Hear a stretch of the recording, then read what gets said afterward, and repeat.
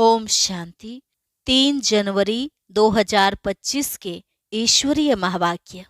पहले सुनते हैं मुरली के मुख्य पॉइंट्स। बाबा ने कहा, तुम बच्चों को सिर्फ बाप को ही याद करने का डायरेक्शन मिलता है। कर्म करते भी याद में रहेंगे तब कर्म योगी सिद्ध होंगे। इसमें ही माया विघ्न डालती है। बेहद की राजाई के लिए पढ़ाई और सर्विस पर पूरा अटेंशन चाहिए। सर्विस की सफलता के लिए देही अभिमानी अवस्था में स्थित होकर सर्विस करो। फिर बाबा ने कहा, विचार करो, बाप आकर मनुष्य को देवता बनाने की सेवा करे और बच्चे कोई सेवा ना करे तो वह क्या काम के। ऐसे बच्चे दिल पर चढ़ ना सके। जो जास्ती सर्विस करते हैं वह जरूर ऊंच पद पाएंगे। अगर कोई का योग नहीं है तो फिर ज्ञान की धारणा भी नहीं हो सकती। सर्विस करने वाले बच्चों को ही ज्ञान की धारणा अच्छी होती है। यह निराकारी बाप अभी तुमको ऐसी मत देते हैं जिससे तुम मुक्ति व जीवन मुक्ति पाते हो। नास्तिक बनने से तुमने वर्षा गंवाया है। अब आस्तिक बने हो तो फिर से वर्षा मिल रहा है। लास्ट में बाबा ने कहा, अब पुरुषार्थ कर अपना जीवन बनाना चाहिए, नहीं तो कल्प कल्पांतर के लिए सत्यानाश हो जाएगी। पुरुषार्थ कराने वाला बाप मिला है तो उनकी श्रीमत पर चलना चाहिए, नहीं तो उनकी गति क्या होगी। और अब सुनते हैं महावाक्यों को विस्तार से। मुरली का सार। मीठे बच्चे, निराकार बाप तुम्हें अपनी मत देकर आस्तिक बनाते हैं।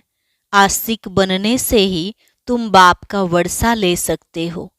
प्रश्न, बेहद की राजाई प्राप्त करने के लिए किन 2 बातों पर पूरा अटेंशन देना चाहिए। उत्तर, पहली पढ़ाई और दूसरी सर्विस। सर्विस के लिए लक्षण भी बहुत अच्छे चाहिए। यह पढ़ाई बहुत वंडरफुल है, इससे तुम राजाई प्राप्त करते हो।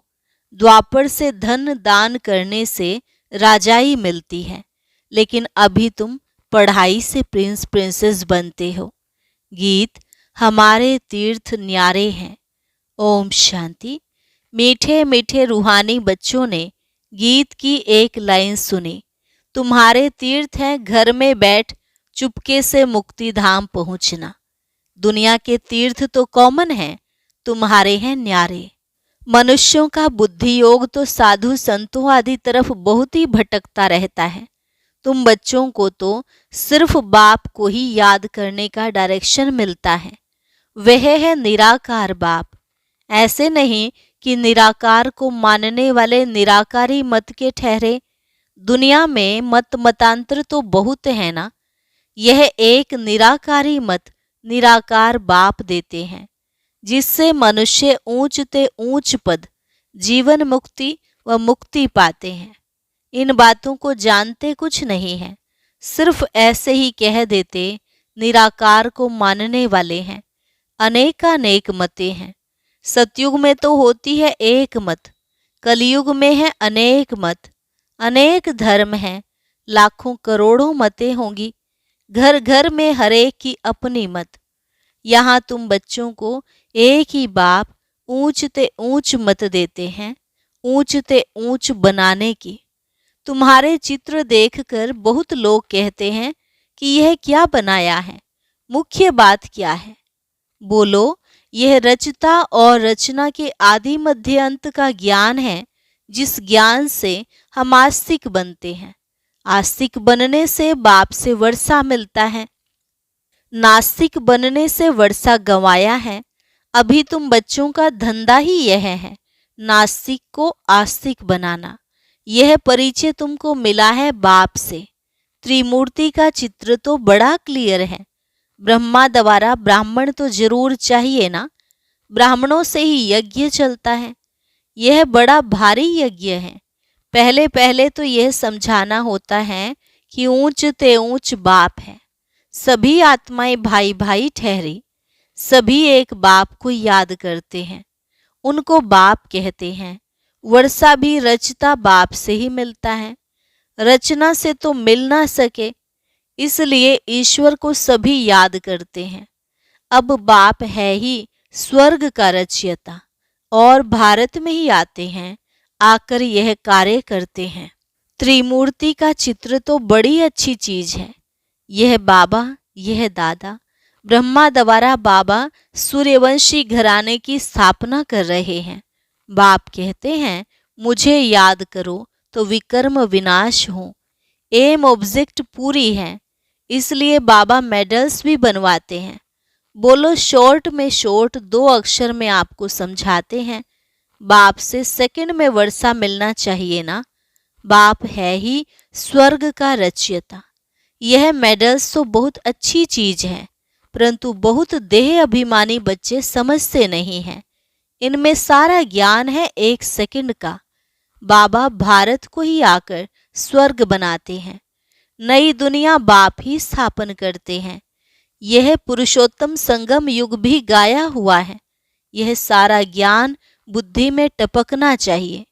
कोई का योग है तो फिर ज्ञान नहीं, धारणा नहीं होती।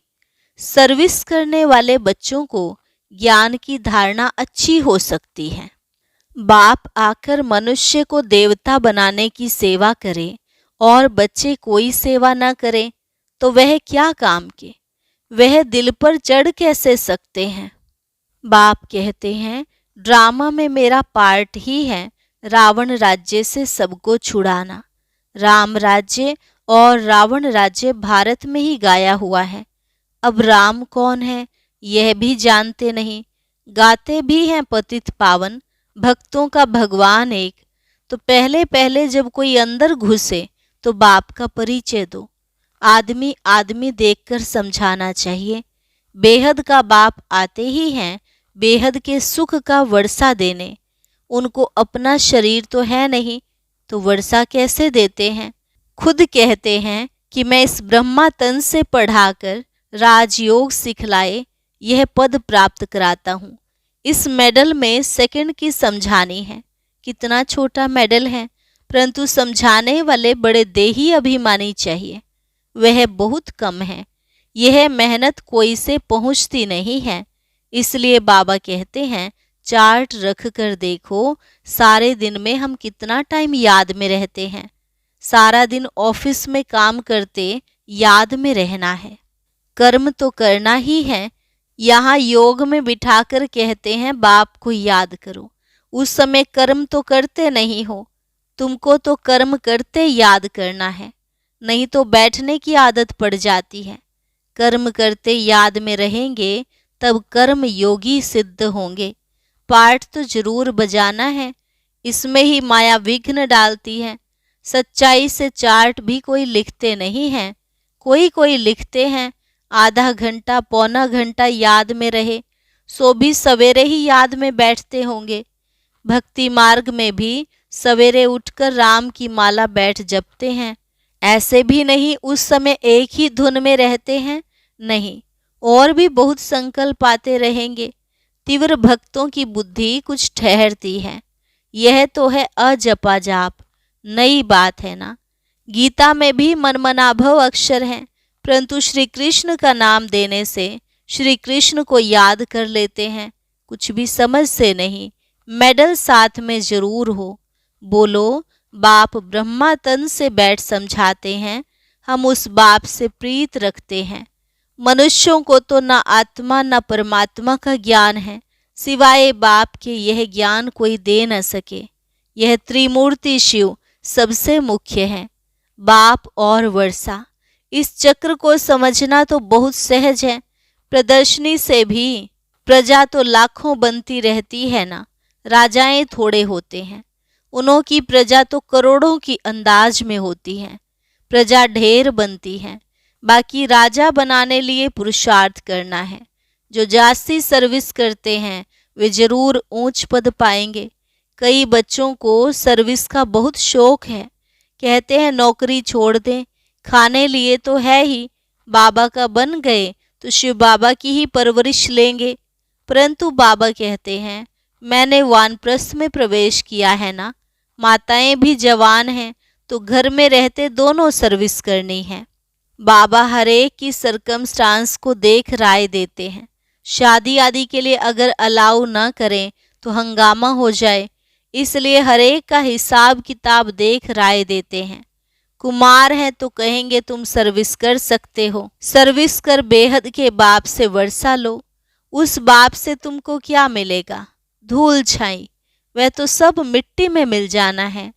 दिन प्रतिदिन टाइम कम होता जाता है। कई समझते हैं हमारी मिल्कियत के बच्चे वारिस बनेंगे, परंतु बाप कहते हैं कुछ भी मिलने का नहीं है, सारी मिल्कियत खाक में मिल जाएगी। वह समझते हैं पिछाड़ी वाले खाएंगे। धनवान का धन खत्म होने में कोई देरी नहीं लगती है। मौत तो सामने खड़ा ही है, कोई भी वर्षा ले नहीं सकेंगे। बहुत थोड़े हैं जो पूरी रीति समझा सकते हैं। जास्ती सर्विस करने वाले ही ऊंच पद पाएंगे, तो उन्हों का रिगार्ड भी रखना चाहिए। इनसे सीखना है। 21 जन्म के लिए रिगार्ड रखना पड़े, ऑटोमेटिक जरूर वह ऊंच पद पाएंगे। तो रिगार्ड तो जहाँ तहाँ रहना ही है, खुद भी समझ सकते हैं। जो मिला सो अच्छा है, इसमें ही खुश होते हैं। बेहद की राजाई के लिए पढ़ाई और सर्विस पर पूरा अटेंशन चाहिए। यह है बेहद की पढ़ाई। यह राजधानी स्थापन हो रही है ना, इस पढ़ाई से यहाँ तुम पढ़कर प्रिंस बनते हो। कोई भी मनुष्य धन दान करते हैं तो वह राजा के पास व साहूकार के पास जन्म लेते हैं, परंतु वह है अल्पकाल का सुख। तो इस पढ़ाई पर बहुत अटेंशन देना चाहिए। सर्विस का ओना फिक्र रहना चाहिए। हम अपने गांव में जाकर सर्विस करें, बहुतों का कल्याण हो जाएगा। बाबा जानते हैं सर्विस का शौक अजुन कोई में है नहीं। लक्षण भी तो अच्छे चाहिए ना। ऐसे नहीं कि डिसर्विस कर और ही यज्ञ का भी नाम बदनाम करें और अपना ही नुकसान कर दें। बाबा तो हर बात के लिए अच्छी रीति समझाते हैं। मेडल शादी के लिए कितना ओना रहता है, फिर समझा जाता है ड्रामानुसार देरी पड़ती है। यह लक्ष्मी नारायण का ट्रांसलाइट चित्र भी फर्स्ट क्लास है, परंतु बच्चों पर आज बृहस्पति की दशा तो कल फिर राहु की दशा बैठ जाती है। ड्रामा में साक्षी हो पार्ट देखना होता है। ऊंच पद वाले बहुत कम होते हैं। हो सकता है ग्रहचारी उतर जाए। ग्रहचारी उतरती है तो फिर जंप कर लेते हैं। पुरुषार्थ कर अपना जीवन बनाना चाहिए, नहीं तो कल्प कल्पांतर के लिए सत्यानाश हो जाएगी। समझेंगे कल्प पहले मुआफिक ग्रहचारी आई है। श्रीमत पर नहीं चलेंगे तो पद भी नहीं मिलेगा। ऊंचते ऊंच है भगवान की श्रीमत। इन लक्ष्मी नारायण के चित्र को तुम्हारे सिवाय कोई समझ न सके। कहेंगे चित्र तो बहुत अच्छा बनाया है, बस तुमको यह चित्र देखने से मूल वतन, सूक्ष्म वतन, स्थूल वतन, सारा सृष्टि का चक्र बुद्धि में आ जाएगा। तुम नॉलेजफुल बनते हो नंबरवार पुरुषार्थ अनुसार। बाबा को तो यह चित्र देख बहुत खुशी होती है। स्टूडेंट को तो खुशी होनी चाहिए ना। हम पढ़कर यह बनते हैं। पढ़ाई से ही ऊंच पद मिलता है। ऐसे नहीं कि जो भाग्य में होगा। पुरुषार्थ से ही प्रारब्ध मिलती है। पुरुषार्थ कराने वाला बाप मिला है, उनकी श्रीमत पर नहीं चलेंगे तो बुरी गति होगी। पहले पहले तो कोई को भी इस मेडल्स पर ही समझाओ, फिर जो लायक होंगे वह झट कहेंगे हमको यह मिल सकते हैं। हाँ, क्यों नहीं।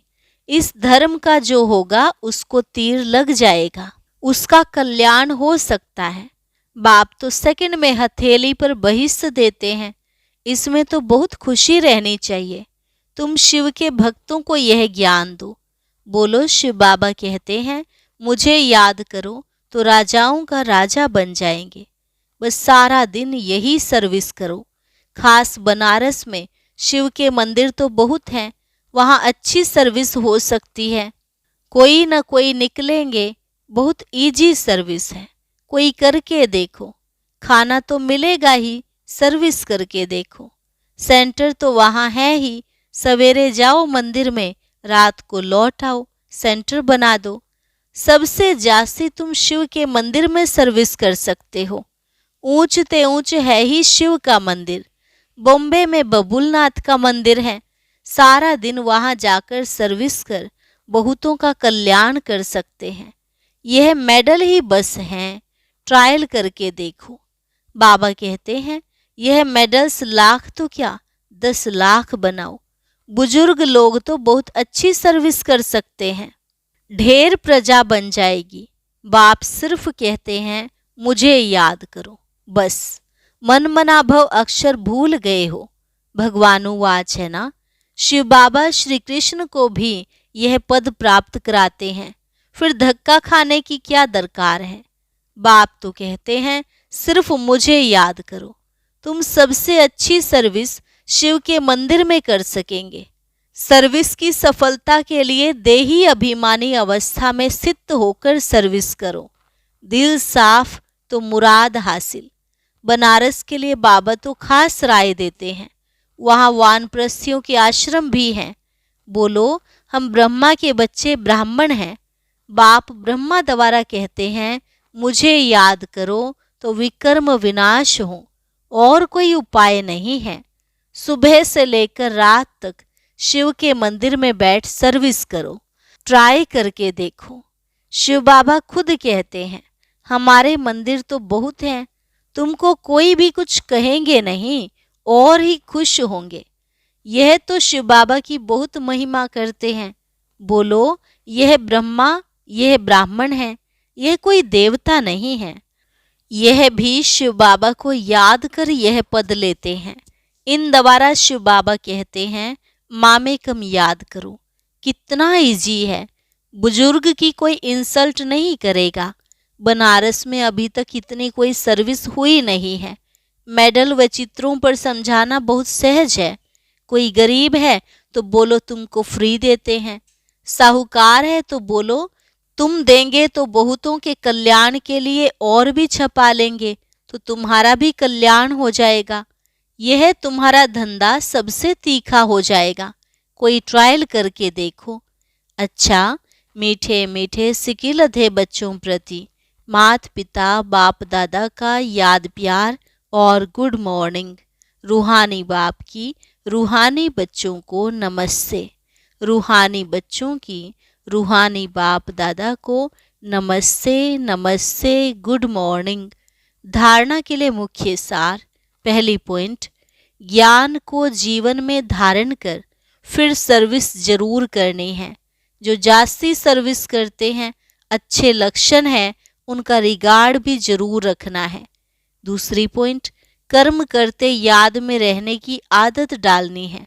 सर्विस की सफलता के लिए अपनी अवस्था देही अभिमानी बनानी है, दिल साफ रखनी है।